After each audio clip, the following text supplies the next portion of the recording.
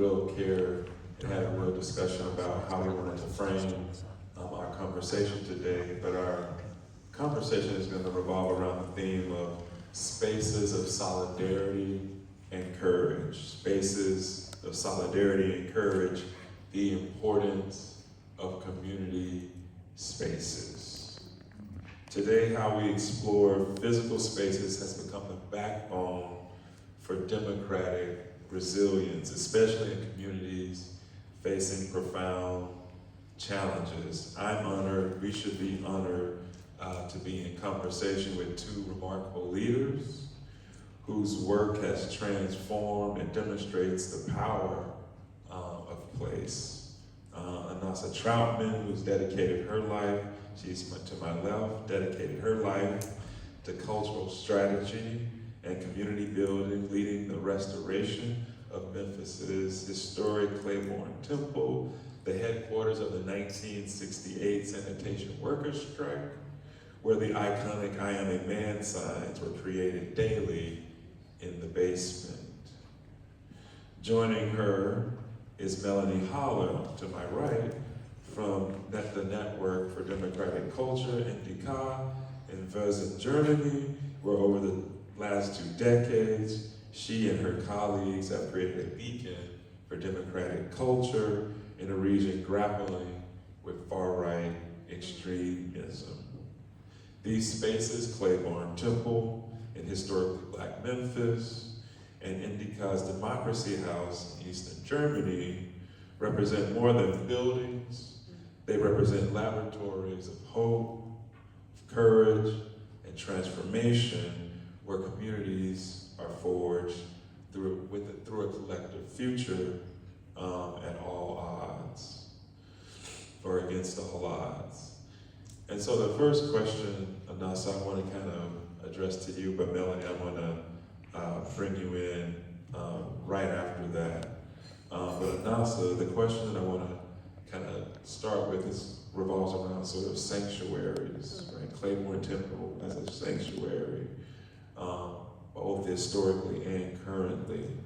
But the temple specifically has served as an organizing headquarters back in the 1960s for the 1968 sanitation strike, where 1,000 workers marched twice daily to City Hall carrying signs, I am a man.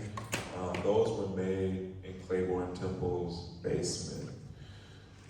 Now, in recent months, there was an arson that destroyed the temple in April 2025. But the powerful resilience of you and of the community, there will be a rebuilt Clayborn Temple. There's been $25 million that has been already, I think, committed or pledged. No. No, it hasn't. From your lips to God's ears. Okay. It's just 1.5 for now, but we're working on it. So you're working toward Yes. that goal. And so again, it has served as a sanctuary and currently is being rebuilt to restore what was there. Melanie, Indica emerged in 1999 when a handful of young people met in an unheated apartment, refusing to accept neo-Nazi infiltration of the town of Wurzen. Since that time, and since building, the Democracy House, the Democracy Center, it has become a beacon for democratic change in the region. And so my question for both of you is, how did these spaces become sanctuaries, and how have you used them as sanctuaries to fight the challenges that you've both experienced in your respective communities? So Anasa, if you could maybe start off, and then Melanie, if you could join in after. Thank you. Good morning, everybody. I have to confess, when I picked up this microphone, I started singing Hamilton songs in my head, so excuse me if I start to sing. Clayborn Temple was born a sanctuary So Clayborn Temple was, the first event was January 1st, 1892. It was built as a Presbyterian church in a neighborhood that has evolved quite a bit over the years. The history of the transformation of this church from a predominantly all-white congregation to an all-black congregation was in the 50s. During the sit-ins, there were young people outside who were black who were trying to get in, and young people inside who were white who were trying to make the elders open the church to integrated worship, and the elders of the church refused. And they would stand outside and keep the black kids out and the white kids in. And at some point, the elders of the church were tired of having to deal with this conversation inside their church and decided just to sell it to a black congregation and leave downtown and go out east and build a whole new sanctuary that still exists today.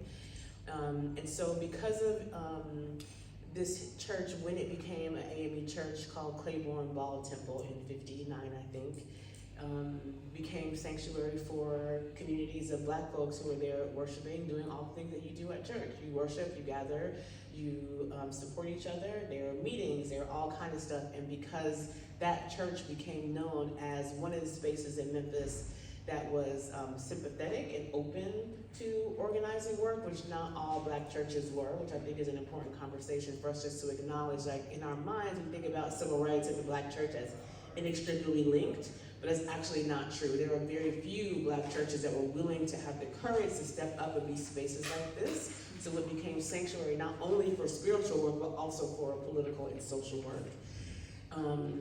And then, so because of its reputation for being open and supportive of political work, and because of its proximity to downtown, because there were obviously marches every day to City Hall, Clayborn Temple became a sanctuary for this movement, which came about because there were 2 sanitation workers who were killed in the back of a garbage truck.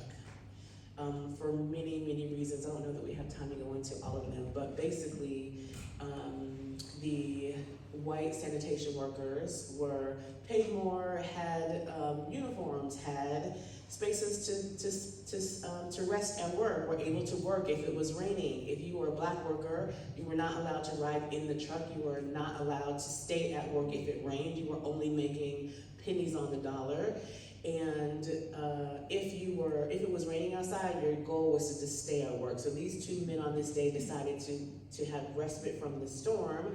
We're going to ride in the back of the truck where the trash was in the back of the truck. And the truck malfunctioned. The 2 workers were killed in the back of the truck.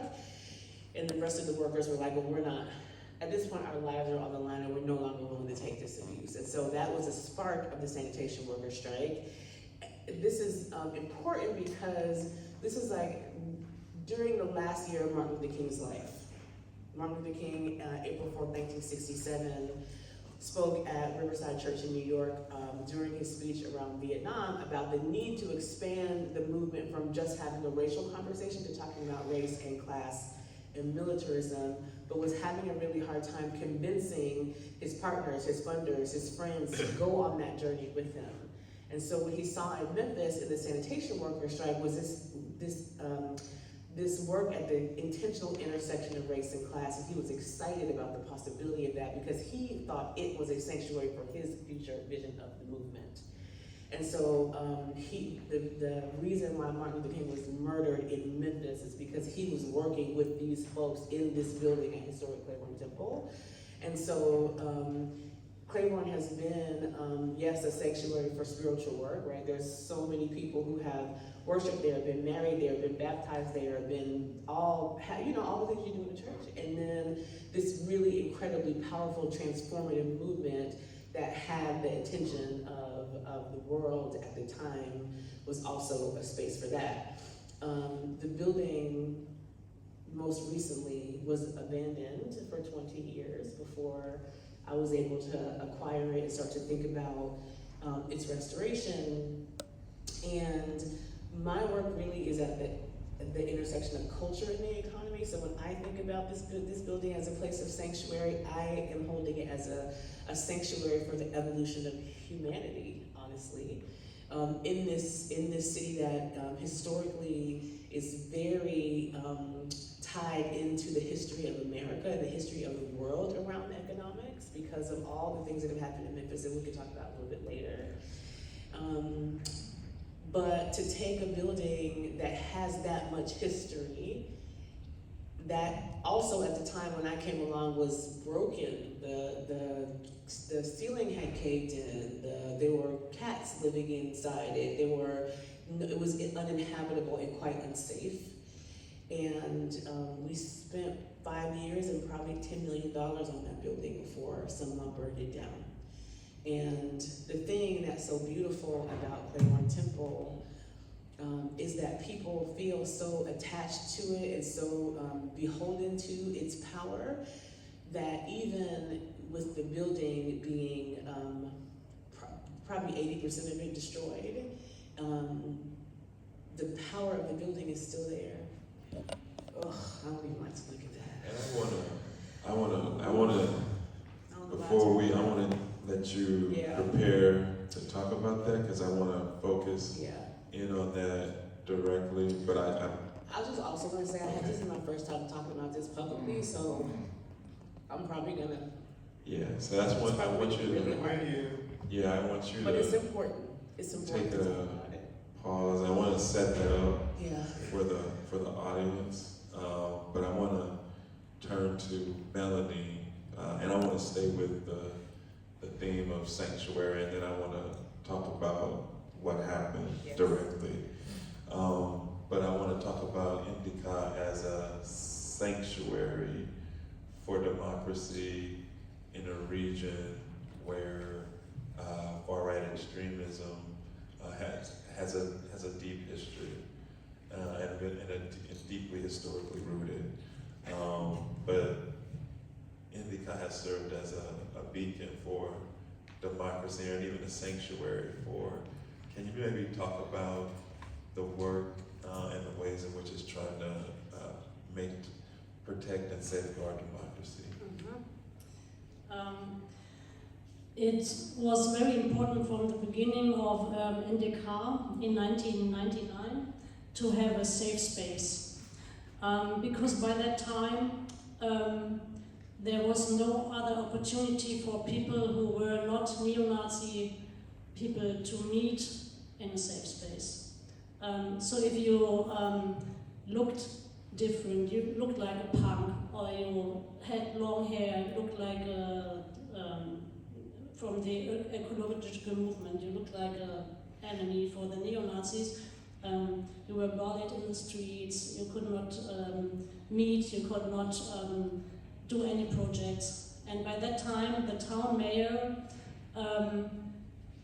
rejected and ignored the problem. He said, no, there are absolutely no neo-Nazis in this town, you have a problem, you make the problems yourself. So from the early beginning, it was important to have this house. And we only had it in, the organization was founded in 1999, and by that time, as you already mentioned, there was just a small backyard workshop place without heating and anything, and even if we wanted to do any events in the town, we could not rent any rooms. Because the town just said, the town mayor said, no, we are afraid that there will be some neo-Nazi riot on it, or we're afraid that you will destroy it, or whatever the argumentation was. So after a big funding campaign, together with the Amadeo Antonio Stiftung, Annetta was here yesterday. She was a very important person for us. There came a lot of donations. And we could buy the house right in the middle of the town, but it could have been any other house. It had not such a. This is the house, by the way. It is a historic, important building in the city center with a history, but it was not. We didn't took this house because of the history of this certain place, but just to have a house. It could have been any house. But now it's important where it is because it's right in the city center. The church is in the neighborhood, there's a school in the neighborhood. and it has a kind of a, like, it's an important building, and it has been empty for a long time after since 1990, because before it was school, and then it could not be used as a school anymore, so it was empty for a long time. And now when people don't like the work we do, we can say, yes, but this was we saved this historical important building for the city. We rescued it. We did a lot of volunteer work with reconstruction and construction work on it, and now it looks like it looks now, very nice, and it's an important place, not just a safe space, but also like representative. And thank you for sort of helping us understand sort of the big vision and the history behind it, and how you've taken a building that didn't have, a special history, but you've infused it with a special mission. And it's, as you were speaking, it's really become that anchor, that beacon. And so I want to thank you for both of you setting the scene for what those spaces are, both as physical spaces, but also spaces that hold these big histories and really provide spaces for community.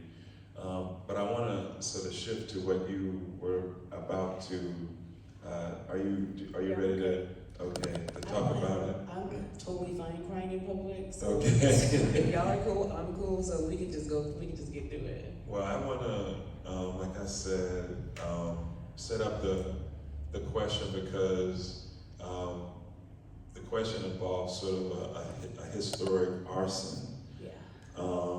And so, Anasa, when you stood watching flames consume Clayborn Temple, you witnessed people drive up, you kind of alluded to this, drive up and get out of their cars and form a kind of wailing wall, because their home, they saw it as a home, was burning. And so I want you to kind of help everyone understand what Clayborn means to the community, and what that destruction of the church has revealed to you about the community.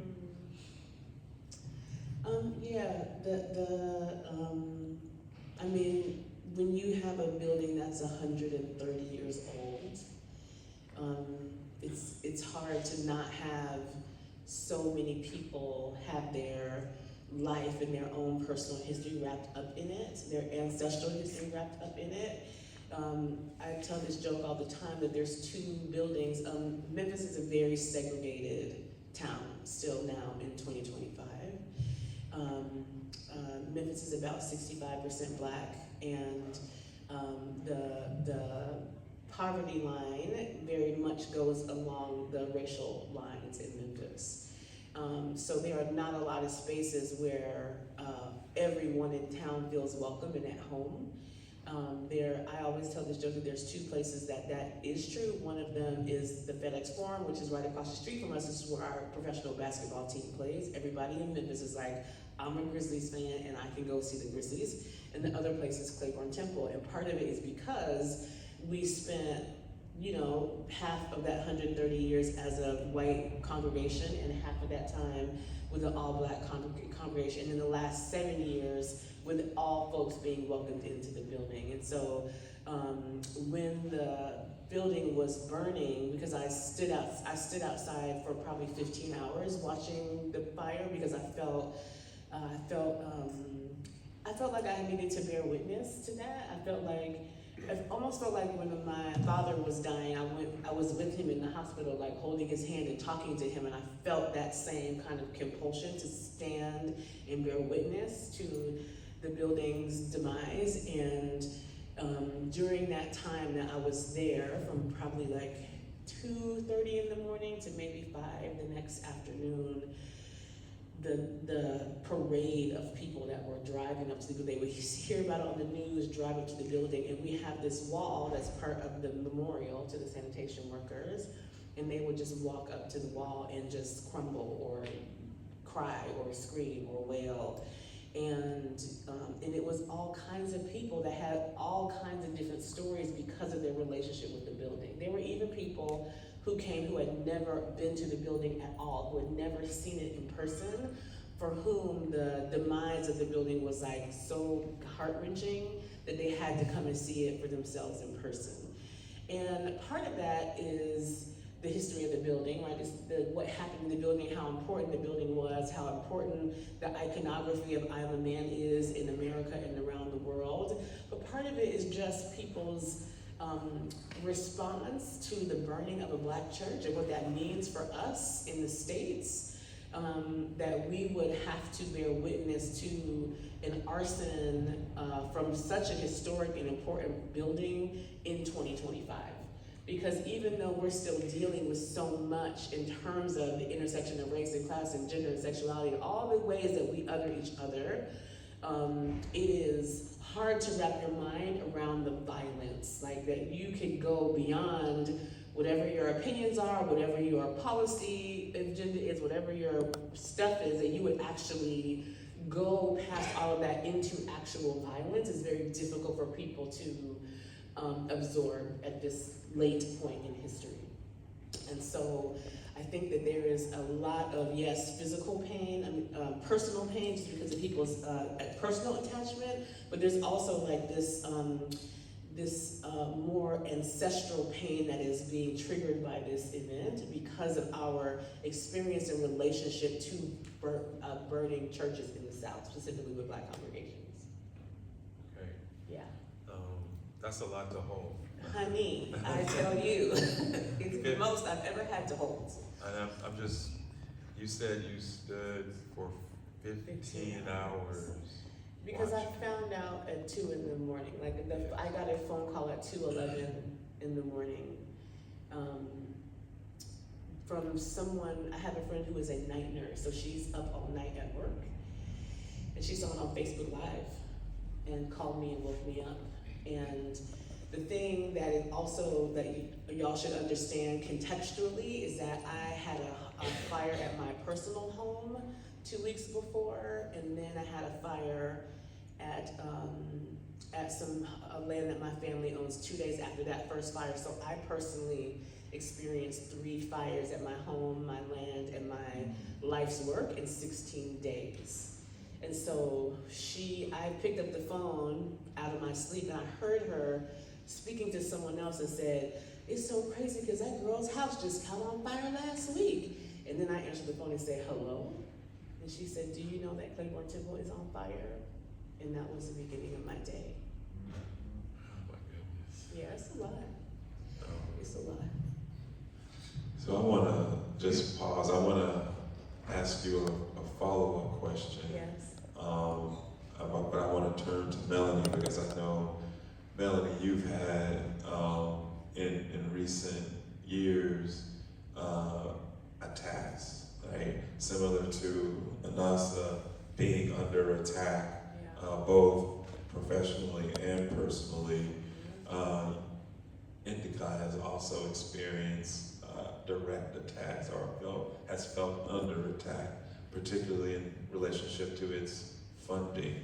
And so can you talk about can you talk a little bit about how you've been trying to lead and organize this community amidst deep funding cuts, and even I know politically a far-right candidate became mayor of the town, and so just how that is also politically, it's more difficult to do the work that you've been trying to do. So can you help everyone understand kind of the crisis and sort of the attacks that you are under right now to do your work?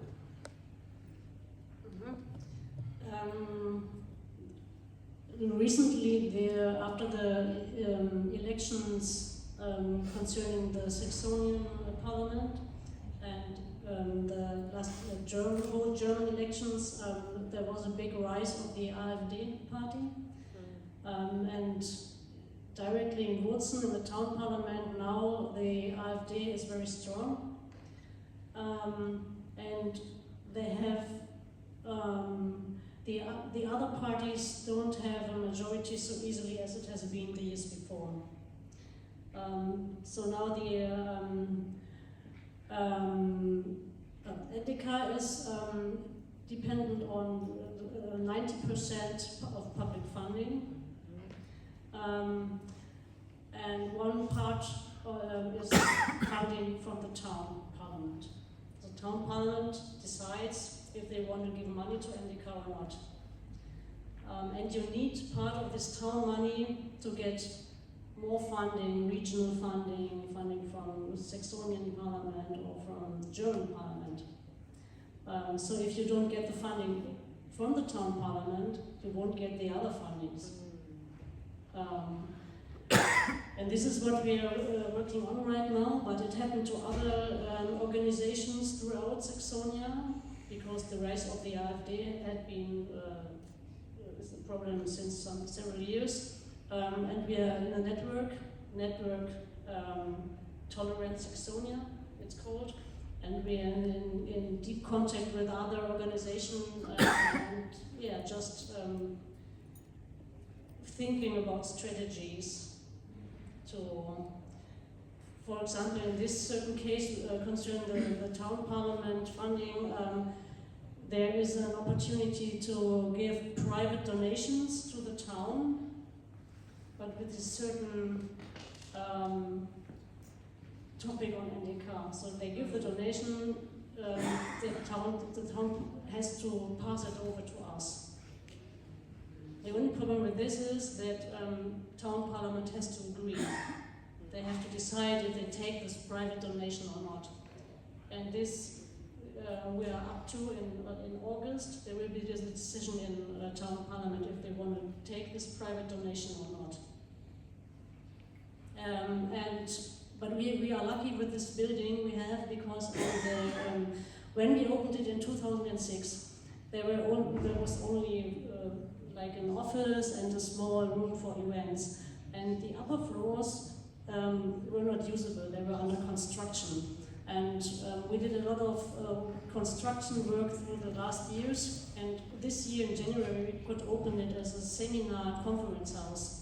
So we wanted to try to earn money from this part of the house to get a little bit more independent of this public funding, just to make sure that we can keep going with the main infrastructure of the rest of the house. Okay. And so I think in terms of funding, it's really a labyrinth of like trying to work with different groups and trying to appease different groups to try to secure the basic funding that you need just to operate, just to survive. Have you been thinking about other sort of like outside of government realm, public realm, for creating those sources of support?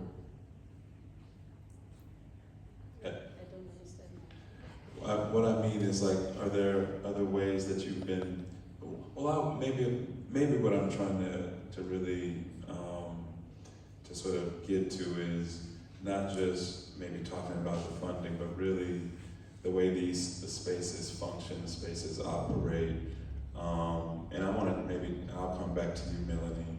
Maybe what I want to talk, because we're at a memory sort of conference. And I want to sort of, you started with Dr. King, and you started with the sanitation strike and hosting, organizing events within the church. Can you talk about today what kinds of collective memories is Clayborn Temple trying to create or anchor within the community? What are the stories that it's trying to tell or trying to preserve in the interest of the community building? Can you just share with us some of the memory work even that Clayborn Temple does? Yeah. I think what Melanie, what you're talking about though is really important in terms of what we are talking about in terms of memory, because this access to self-determination is really at the core of what I think our work is about, right? So this ability for you to say, this building is important for our community and we are going to find, we have access to the capital that we need to keep it going, is the whole point, right? It's like people being robbed of their self-determination through the undermining and undercutting of their access to capital, right? That's what poverty does. Poverty means that you don't have control over how you build your life for yourself, your family, and your community. It means that you don't have self-determination. It means that you don't get to decide what you eat, where you live, how you dress, whether you go on vacation, where your kids go to college, or whether they do or not. And that, to me, is the work that we are trying to preserve, that we are preserving at Clayborn Temple, is this idea, the whole point of the sanitation workers and the declaration of these workers to say, I am a man, is about declaring their own dignity, declaring their self-determination and their right to have a say in their life. Everybody should have that. Every single human being on whatever planet they live on, right, should have the right to be self-determined. And because of the socioeconomic systems that we live within, most people don't have that, right? Because of all the reasons I was asking about economics earlier in Germany. Like, I want to understand the economics here because I want to know how much access people have to self-determination.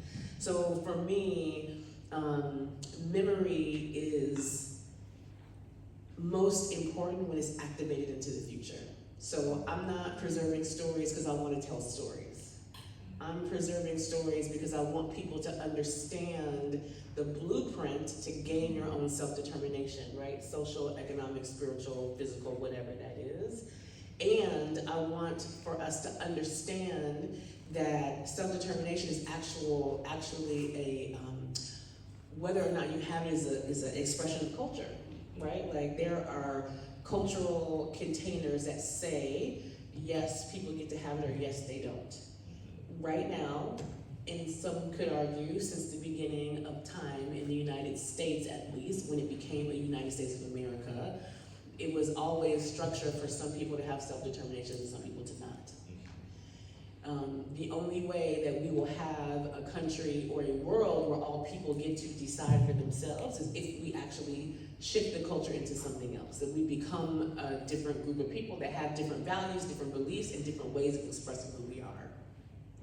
So our work at Clayborn, it really is at this intersection of culture and the economy, so that we are telling stories to remind ourselves what's possible for humanity, and to understand that the technical infrastructure required for people to be able to have access to the capital they need to be self-determined needs to be created, needs to be reimagined from the beginning. Because, you know, especially, I think it's important to note that Memphis was the capital of the cotton trade during enslavement. So when you think about the building of the economy in America, at least, and the fact that our economy is built on what Reverend Lawson, James Lawson, would call a plantation economy, and that the entire American economic infrastructure is built on the infrastructure that was built to manage the slave trade, right? The cotton trade. And that the epicenter of that was in Memphis, where this building is. Literally, we are less than a half a mile from the trading floor where cotton was traded in America. And so all of that is in the background. So you cannot have a conversation about Clayborn, about the sanitation workers, about King, about any of this without talking about the economic systems in the States. You can't do it. And so what we are actually doing is holding up the memory of a moment where people said, actually, no, this is not how we want to live. We're going to create something else for ourselves and our family. And actually, the thing that we're creating for us is also going to be great for you, by the way. And it is important to me that we remember that something else is possible. It's important to me that we remember that our stories have power to transform us first, and then folks around us next, and then folks we will never even meet after that. It's important to me that people understand that we didn't get here by accident. Like, we're living in the remnants of someone else's imagination. Someone else was like, you know what we should do? We should go find some people and make them work for free. You know what we should do? We should strip all these folks of their culture so that they don't know who they are, and then we can have complete control. You know what we should do? That was, somebody thought of that. Somebody woke up one day and was like, I know exactly how to get this done. We can build America for free. And we're living the remnant of that every single day. I want to know what it looks like to live in the remnant of my own imagination. That's what I want, and that's why I do Clayborn Temple. So that space holds that big vision, and that's, thank you for sharing so deeply and spiritually, the mission of the temple. Melanie, I want to turn back to you, and I have a better question for you, but it really is a follow-up to what Anasa has said in terms of like this big mission. I think one of the missions of Indica is to bridge build, right? And I think you really made clear the importance of bridge building in an area that's really faced a lot of far-right extremism. Can you talk about the importance a little bit of bridge building, and particularly some of the programs that you've developed to combat anti-Semitism, xenophobia? Can you just talk a little bit about maybe the importance of bridge building? A little bit. When we started with Indica in 1999, it was mainly voluntary work we did in different parts of different issues, like the history workshop, political workshop, cultural workshop, and the idea behind it was to get people involved who lived in the city, and they didn't want to leave the city to the Nazis, and they wanted to do something against it and something for keeping people in contact, building bridges, connect each other. And then with the development of the institution and with more funding, we got more and more employees. But we still have this idea of getting people involved voluntarily. So we have the infrastructure, and people can come with their ideas, whatever they are, and we get them together. And one example was in the year 2015, when a lot of refugees from Syria came to Germany. There were a lot of people from Syria in Wurzen too.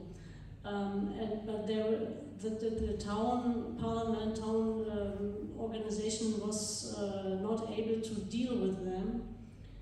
So we just told them, you can come to visit us, our house is open for you. We organized language courses, we organized cafes, meetings, clothes donation, everything. And a lot of people who would never have set a foot in our building until that time came to us and said, well, this is really good that you are here, you are doing it. There were a lot of old people who were expelled from the, after Second World War, from the areas which now belong to Poland, for example, and said, we remember how it was like to come to a foreign country and with nothing. So we had this, the opportunity to just have the house as a meeting place for these people from different backgrounds. And then we concentrated on work with women. We had a project named Heroines Like Us to empower women from different marginalized contexts. For example, the refugees women, old women in a home for elderly people who had bad experience at the end of World War II, and disabled people who were living in a community, working in a workshop under not really good conditions. And they all together, they met and they did projects together. They wrote texts, they make a photo exhibition, a performance in public space on Market Square. And through this, they feel empowered to get involved in our community and to start own projects by themselves or to connect to other projects we already ran. And this is the idea that you have a very low-level opportunity to get in contact, but you can make more of it. Yeah, and so you serve as this catalyst, for building community, but also just for providing, almost like as a refuge for certain populations, immigrant populations who are under attack. So thank you for kind of giving us a sense of the powerful work that Indica does. I want to kind of turn back to you, Anasa, and sort of get you to say a little bit more about economic justice in Memphis, because you've kept us focused on culture and sort of the ways in which it impacts the economy. And so I want you to talk about sort of, you gave us such a beautiful vision of what the space is and how much it holds, but I want us to also go back to sort of that poverty that you spoke of and the need for transformation in that area. What's the sort of the economic justice that you're seeking through these initiatives that come from this really beautiful place that you described? So first, I think it's important for me to say that I don't describe it as economic justice. It's just not language that I use. It doesn't feel quite accurate to me. I've always had discomfort with justice frameworks because it's not that I don't believe in justice, it's that I'm not sure what it means. Like, I don't know how you create justice for atrocities so huge that we're talking about, right? Like, I don't know how I will ever be like, oh, sweet, I feel good now about slavery. I feel good about, I would never, ever look at these two particular atrocities and be like, we're good, thank you for the justice. I'm never gonna feel like that. There's nothing anyone can ever do to make me feel whole in these two conversations. Also, I make a choice to spend my time focusing on what we are going to build as opposed to what we want to destroy. That's just a personal choice. I do think that frontline work is important. I think that people who pick up those justice frameworks and do that work is important. I feel like those people are the reason why we are actually alive, because people who do frontline justice work literally keep us safe every day. For me, though, I feel like my skills and outlook are more attuned to and more powerful if I'm thinking about the future, for me. So that's important for me to say. So when I think about economics, I really am thinking about abundance. I'm thinking about the fact that every human is born with a right to their own divine abundance, and we live on this planet where there's enough for everyone. And that if we are living in alignment with who we are as spiritual beings, there is actually enough for everybody. There's even enough for me for everybody to have enough, and then some people who want to do the most can do the most. Like there's plenty of that, right? And so for me, the work, which is why we do so much art, culture, and storytelling work, because to me, the way that we transform as human beings is through the power of story and memory. And so I think that there's like a question of access. So like, do you get to have access to the capital that you need to be able to manifest your dreams on the physical plane, right? Like using very esoteric language, it happens sometimes. I think the question is like, for instance, I could spend the rest of my life fundraising from foundations and from the city government and from all the other people who give money that you never have to pay back to build and run Clayborn Temple for the next 100 years. Or I could do that and also build out restorative economic infrastructure that allows us to invest in our city and our people for the next 1,000 years. And that to me is the difference. I do love grants. I love grants very much. I'll take every philanthropic dollar I can get my hands on. But if we're talking about the complete and total transformation of a city or a neighborhood or a planet, you cannot transform all of we need to transform with philanthropic dollars alone. That's not actually how the economy works, right? Like, if you want to grow capital, then you have to invest capital. You have to invest in land. You have to invest in entrepreneurs. You have to invest in infrastructure. You have to invest in education. You have to invest in healing. That people even believe they deserve to be able to participate in that way, right?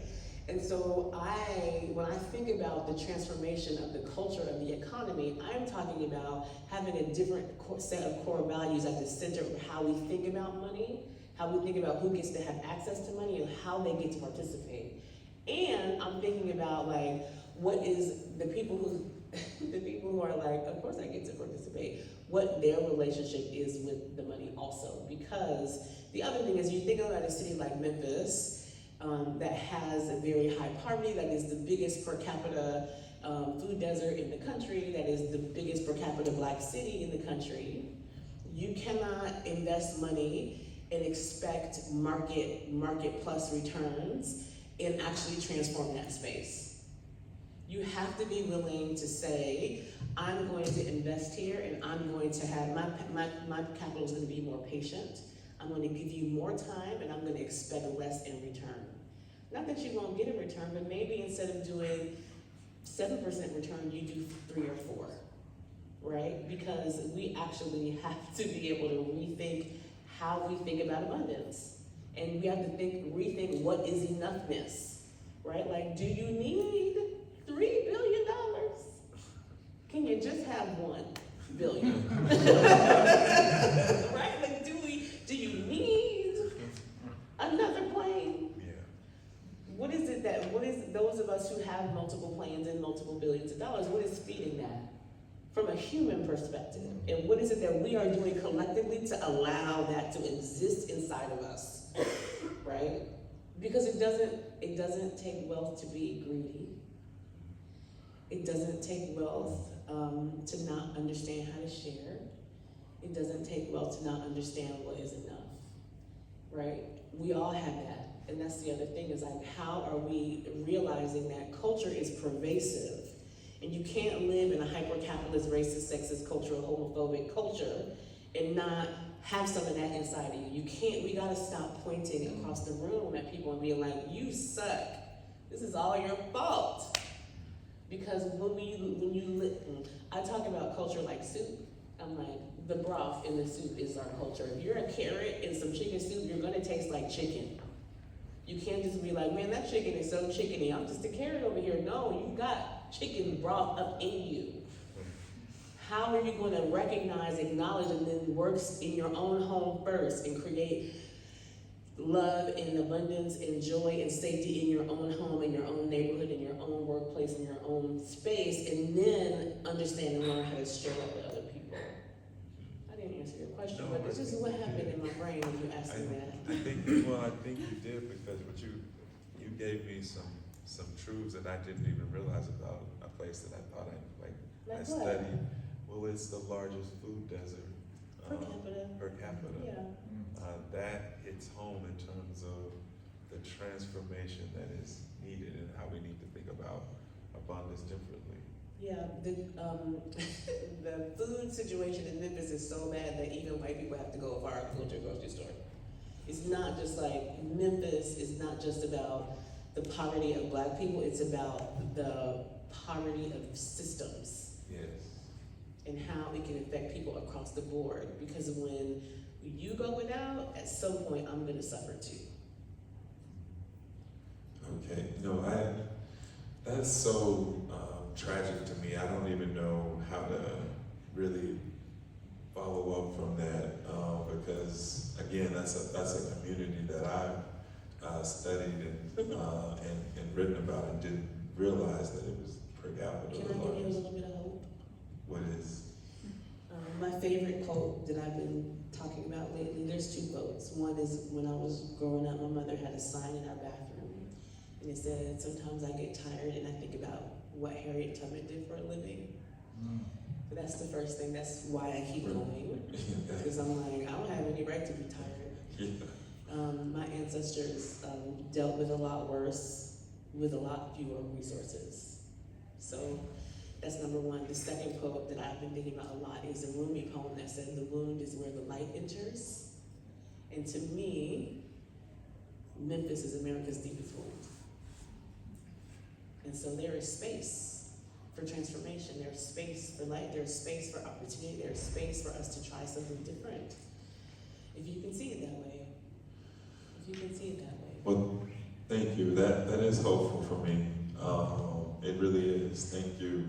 I think I want to ask you a question, maybe that's connected to hope, and maybe you can maybe talk more about some of the programming that you do, but does like connecting with youth, bridge building with youth, something that Indica really focuses on? I'm just wondering how, similar to Anasa's sort of future vision for Black Memphis or for the community in general. For every person on every planet. For every person on, yes, absolutely. I want to cast the widest net that you have, but could you maybe just talk a little bit about how you connect with the youth, bridge build with the youth through programming at Indica? This is really a problem. We work with schools, we do some workshops in different schools, but a lot of people, when finishing school, they leave Wurzen. They go to study in Leipzig or study in Berlin or elsewhere, and it's not very easy to find young people who want to get engaged for the community.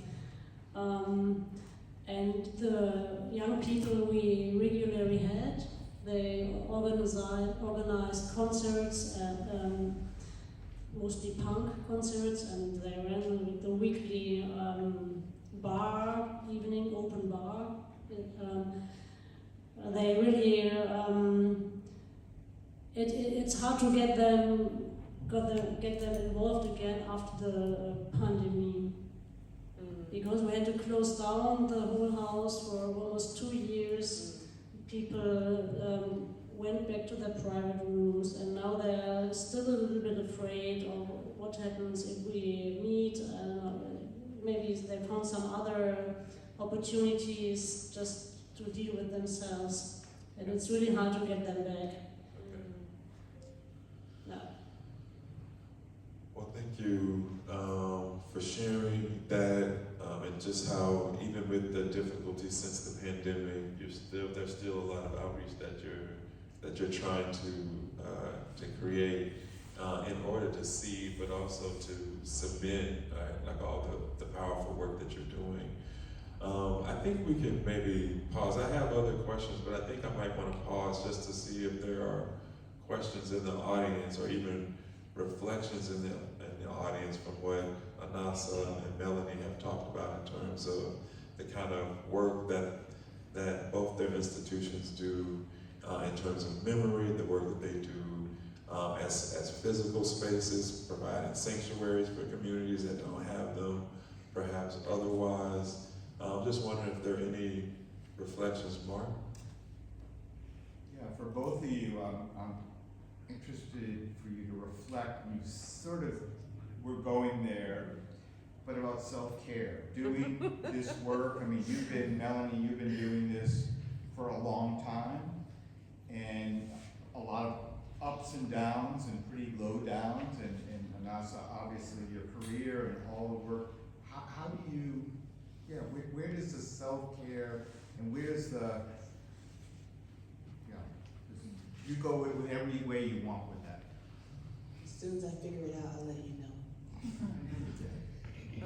This is, I am not, I'm learning. I think it took me probably 40 days after the fire to take a day off. And I think right now my relationship with self-care is about all the people who have called me and texted me and messaged me and said, are you taking care of yourself? Or people who like come up to me with a plate, did you eat today? People who bring me water, people who come and hug me and tell me they love me and tell me to keep going. And I am, have you ever had a moment when you like, have a moment of extreme stress and then you actually understand what cortisol does to your body?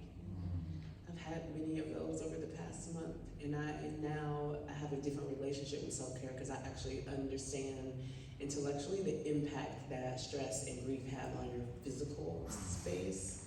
And so I'm taking 2 vacations this summer. I have a new trauma therapist.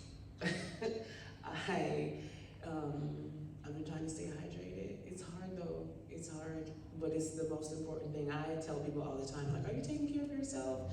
But like the actual doing it is very difficult. Because, I mean, there's also like codependence, there's that, right? Like you just want to take care of everybody else and not take care of yourself. But I'm working on it. I get it now. I didn't get it before. Now at least I understand the need and I understand the mechanisms of self-care, and I'm practicing. I'm spending my summer practicing. The other thing is because of the attacks that people are assuming are about me and the work that I'm doing that someone's mad about, I've had security for the past 6 weeks, so I have not been alone for 6 weeks.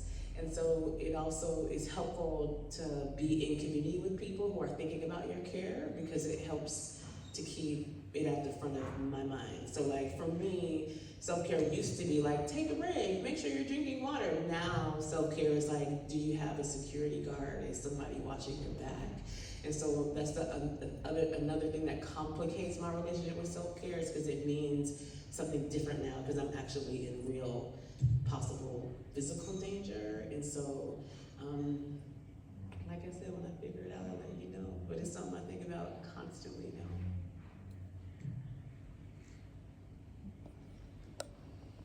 I do not do this alone.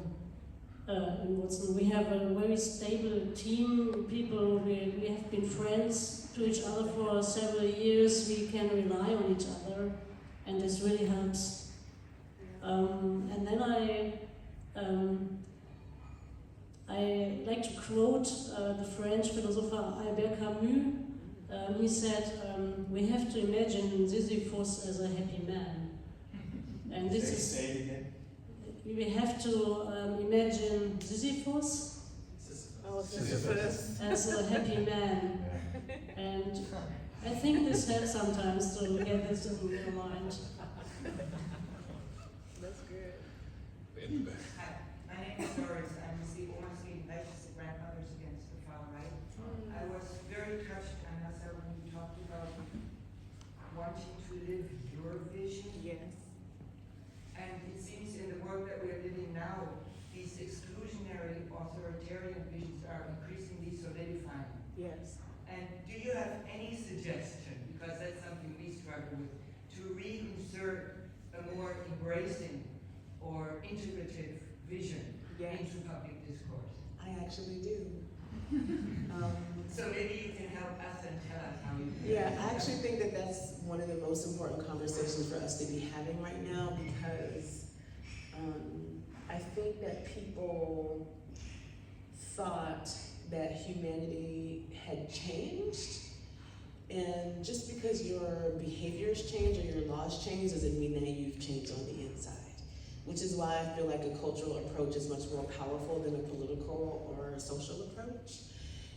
It is time for us to understand and spawn the transformation of humanity from the inside out. I wish I could speak more intelligently about German socioeconomic political context, but I can't, so I only have America to refer to. But oh yes I can! Oh my God, I'm so happy. Oh my God, okay. So I was talking to one of the members of our fellowship cohort on like the first day was the first day.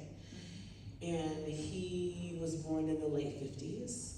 And he was telling me when I was in school in the 50s and 60s and even into the 70s, all of my teachers were former Nazis. And in America, we learn about the Holocaust like there was a Holocaust and there were Nazis, and then the war was over and everything was fine. Everything was not fine. This man grew up with Nazis as teachers, shaping his life, shaping his culture, shaping his mind, shaping everything about his, right? And so, similarly in the United States, I will give the example of Barack Obama. Like, we elected a black man as president and everyone was like, yay, racism is over. Racism was not over because culturally, we still had fundamentally people who were, in both cases, murdering, excluding, stealing, raping, pillaging, all the things, in positions of authority that were dictating the values, the culture, the policies, and the way of being of a nation. And so just because you crumble a structure or you hire someone else as president doesn't mean that your nation is actually different. It just means it looks different and there's opportunities for difference, but if you don't follow through and actually transform and actually, like, this is why memory is so powerful and important.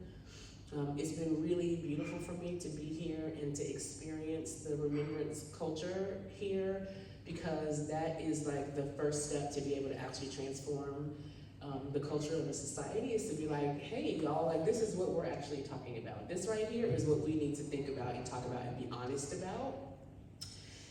We have not done that in the States. We have not had a real honest conversation about enslavement, about race, about gender, we don't like to talk about things honestly in the States, I won't lie. And so what happens is you may have a new president or you may have a switch in regime, but like there are people everywhere who are still holding those old values, still holding those old practices, still thinking that stuff is cool. And until you address that by having like some real conversations, and it's not gonna ever be different. And so for me, in the work that we do, we believe that the most important first step is relationship. Because if I sit with you for 6 months, I can have a conversation with you that I couldn't have 6 months ago. And if I tell you the right story and open your heart, then you might actually be able to see my humanity and see my point of view. And if we can have a shared understanding of what actually happened, not what your mother wanted you to believe happened, but like if we can talk about what actually happened, and you can hold that from a place of real humanity, then we can talk about how to actually undo those things. And so the work that we have ahead of us requires patience and love and vulnerability and connection. And we keep trying to solve these issues with elections and policy and checks, and it's just not how humans work. And part of what is in our way, I think, of like real global intergalactic transformation is our emotional ineptitude and our unwillingness to actually sit in the discomfort and sit in the pain and sit in our shame and sit in our unknowing. Like, we have to actually be more deeply in our full humanity than we ever have been as a species in order for us to transform. And so, unfortunately, I don't have an easy answer, But what I will tell you is that it's possible, and we can do it, but it's gonna be hard, and it's gonna take a lot of tears and a lot of people allowing themselves to break. And until and unless we become a world who is willing to be broken in public in front of each other, then it's not gonna happen.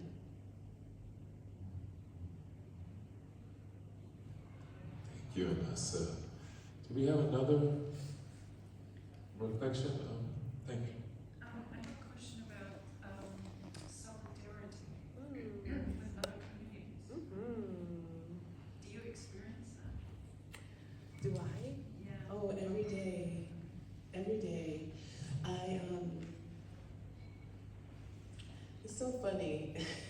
I don't believe in allies. Solidarity is a strange word to me. There's like, if somebody is showing up because they're like, man, Black people have it so bad, I want to help you. It's not really exciting to me. If someone shows up and says, if you're suffering, I'm suffering, this is my problem, then that's what I'm interested in. I have a hard time, I just love everybody so much. I'm just one of those weird people who just love people a lot. And I think that we all have more in common than we don't, even though we have different experiences, we have different political upbringings, we have different things that we're dealing with. For me, it's about love. It's about how we learn how to love each other and how we learn how to love ourselves. And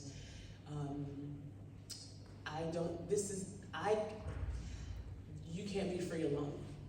If I'm not free, then you're not free. If you're not free, then I'm not free. So I want people who see me and see what we're managing, and I want people who come here and see these memorials and see the rise of the right and be like, that's not okay for me. I need to get in here. This is a problem. So I experience the deep love from all kinds of people all over the place. And I love all kinds of people all over the place. I don't think that this happens without that. Do you have maybe a thought on that? No? Okay. Can I ask you differently? Yes. So it's about community building, right? Oh, there's nothing but community building, yes. So how widespread is community building for you in Memphis? Yeah. So it's, I wish that my, Because I don't want to make it sort of this white-black challenge, because you're pushing us to think yes. differently, obviously. I'm doing my best to push you to think differently, Yeah, yes. no, I'm with you. I think, so I wish one of my colleagues, Susan Glisson, was supposed to be here with me this week, and she was not able to come at the last minute. And I'm gonna do my best to say what she would say. She has a body of work called the Welcome Table that really is designed to help people have these hard conversations, because even though in my unicorn brain we are all the same and I want just everybody to love each other, the political socioeconomic reality is that not a lot of people think like that, right? And there are lots of things that could divide us and have divided us over the centuries. And so Susan's mechanism is built in 3 phases. There's like a get to know you, like relationship building phase, and then there's a learning phase where people who now have trust and love for each other, like understand very difficult histories together, and then there's a 3rd phase where people decide what they're gonna do about it. And so yes, we have intentionally, since we bought Clayborn, brought people together across race and class, which is why it is definitely a space and a body of work that's grounded in Black stories and Black culture, but it's for global transformation of every single human being.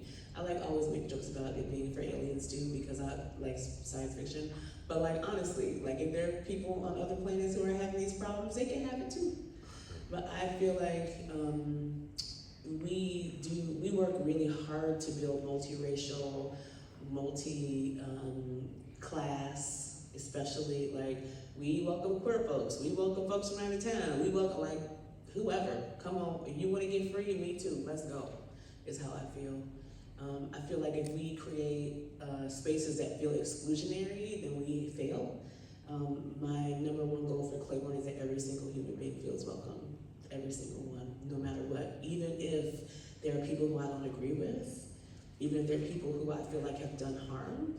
I might not let them be in the space in the same way, but until we are welcoming even to those who are different, then I don't think that we're gonna make it.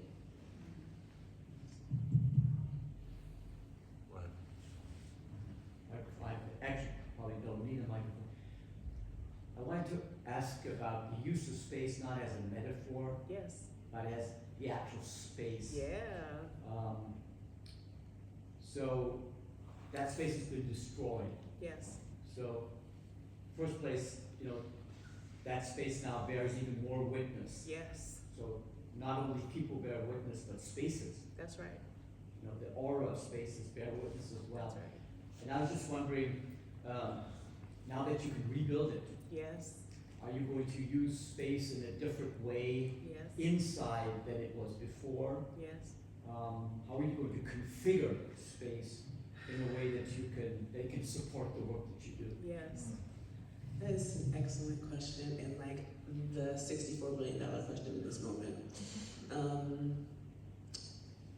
That is the silver lining here, is that because we are a historic space and we were under very strict guidelines from the National Park Service around restoration, there were some things that we could not do before.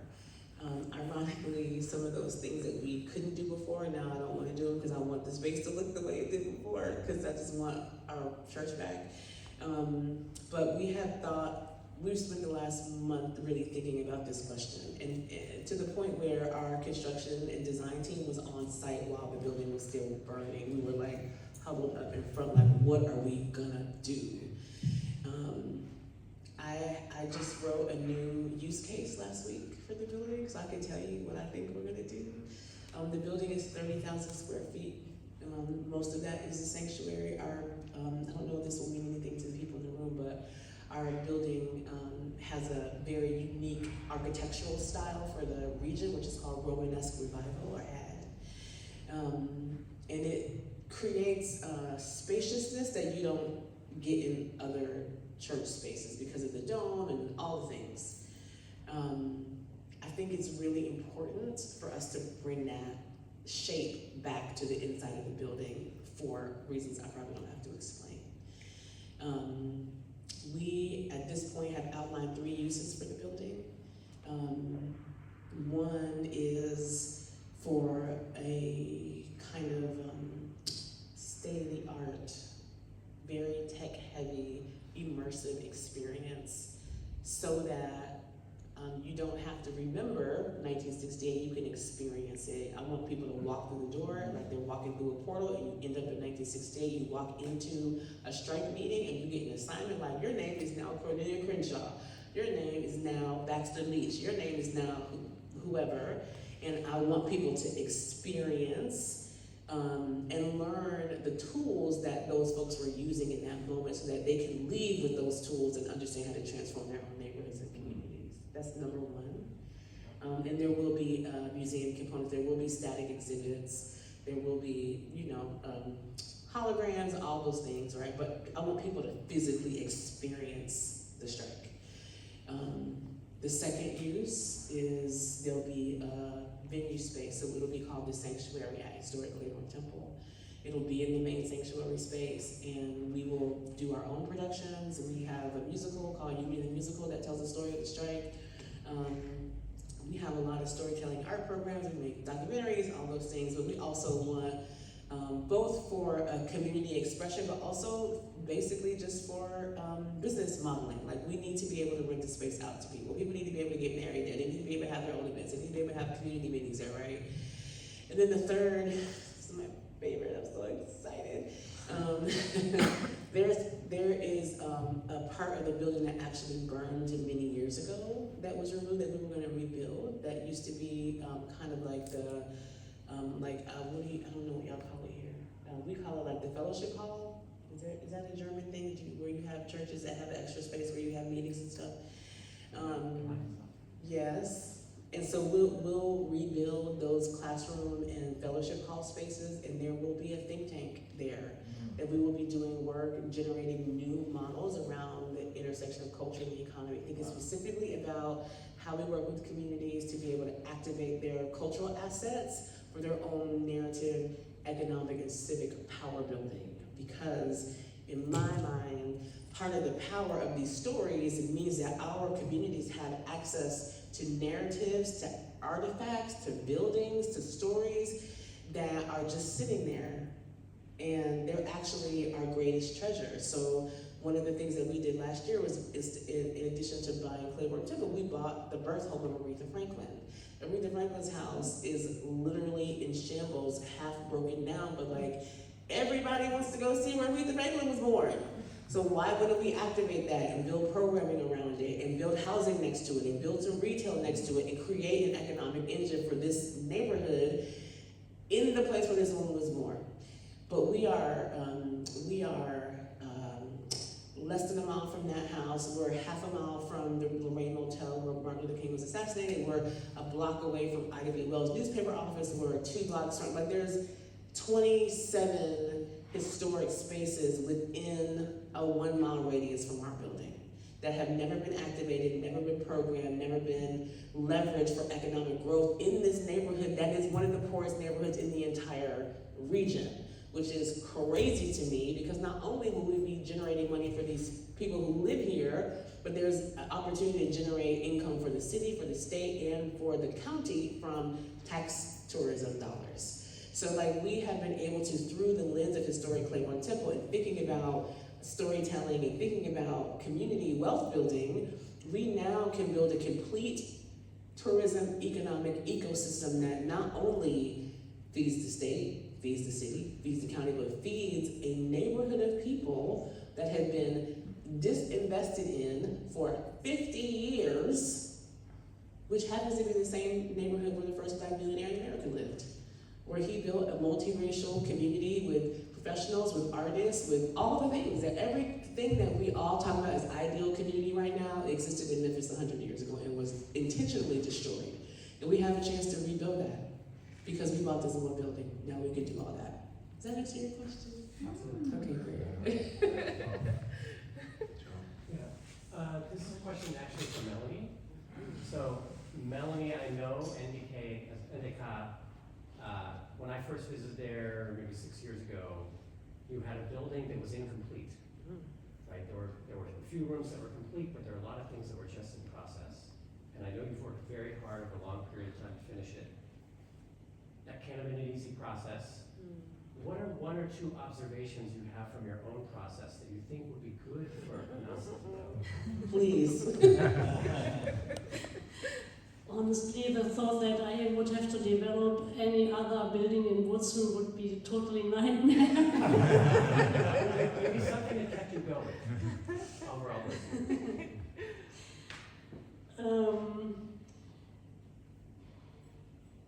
What is really interesting is that by now that the construction work is finished, and you really use these rooms you couldn't have used before, you cannot imagine what they looked like when they were under construction. So it's like a little bit unreal now to use these rooms and to fill them with life.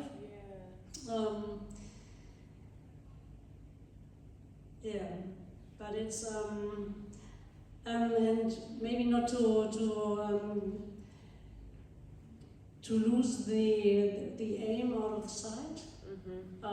Because during all this construction period, we never stopped doing all the other projects. That's right. Because it was just voluntary construction when we did.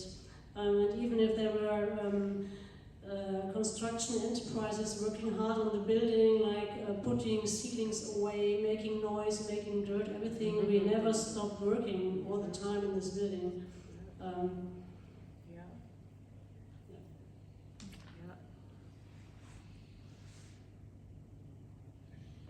Any last reflections? Any last questions? Mark, did you have something? No one else says I have another. Just something that is just spinning in my head, and maybe it's because of my age and, you know, doing a career trying to, how do you live with such big visions? And knowing that it takes so long to get there, and, Yes. and how do you deal with the sort of patience in a moment that is such a crisis in our country, in the world, but really in our country? How do you balance out? Maybe that's back to the self-care thing. Maybe it's more about you're a visionary, and it's like having all of that. I mean, I was sitting here like so full of energy as you were talking. How do you do that? I used to be a notoriously impatient person because I'm a visionary. I can see the things so clearly. I'm like, we gotta do this. What are y'all doing? Like, that is how I used to live. And it made me isolated because, like, here's a great example. I used to get in trouble when I was a kid because I would be like, Mom, I want to switch the furniture around in my room. I can see it so clear. Can you come upstairs and help me move my furniture? And she'd be like, I'm busy. I'll be there in a minute. And by the time she came upstairs, I would have moved all the furniture by myself because I could not wait because it's so clear. I'm like, I need to see it in real life. What are you doing, woman? And it meant I spent a lot of time working by myself. And my vision right now is so big that, to Melanie's point, you cannot do this, but I cannot do this by myself. And when I move too fast, people get left behind, and that is actually not the goal. The goal is for us all to move together. So I had to learn not to sacrifice my big vision for my actual vision, which is community. And so I tell people all the time, Memphis taught me patience. And Memphis taught me what it meant to actually be in community, not just to perform community. And Memphis has taught me, like I said earlier, I can't be free alone. And so I have to, this is part of my formation as a leader, is to learn how to do things slowly so that they don't break later, and so that people don't break in the meantime, so that I don't break. Because I can't move all the furniture in Memphis by myself. That's like one pro question, Mark. I mean, I could try to answer something and connect it to it, but and I think Anasa is right. I've learned the power of community to sustain you in good times and in times of crisis. But I just love how you said that Memphis has taught you so many things, but also just this idea that there is a grand vision, but you can only get there through community. Yeah. You can't rush to try to get to that vision and lose community. No. And so I've learned that lesson as well by learning that to really be community centered, you have to actually walk the walk with the community, not ahead of it and bring it along. Yeah. So. And I would go as far as to say it's not even, I'm learning to think about it not walking with community, but walking in community, because I don't want to other myself outside of the group of people that I'm like, I'm not helping anybody, right? I'm actually building the world that I want to live in, and I hope to be doing that with other people who are building the world that they want to live in. And it's just really important.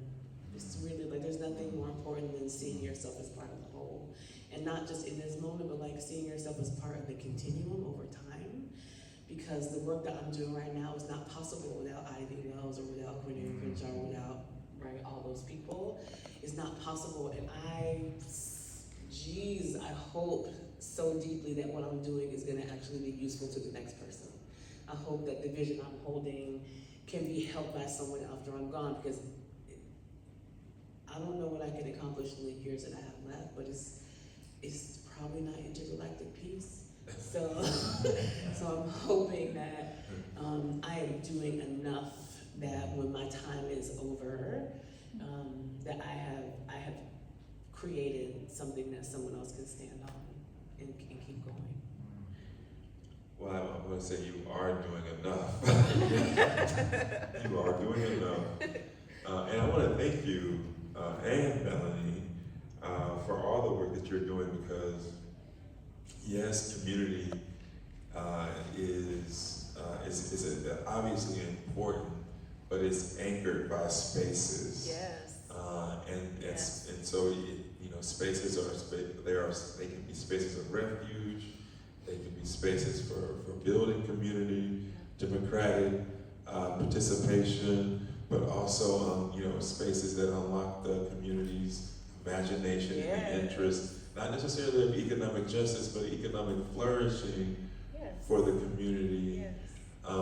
Spaces matter. Yes, spaces matter. They do. Spaces matter, and you've created those spaces in the American South, right? But also in East Germany or Eastern Germany, where these ideas, these big visions are currently under attack. And so, as Mark is pointing out, it takes so much resilience, creating that resilience within community to sustain those big visions. So I just want to thank you, both of you, for your work to create community, sustain community in these really difficult times. Can we also thank them for bearing with me in this conversation?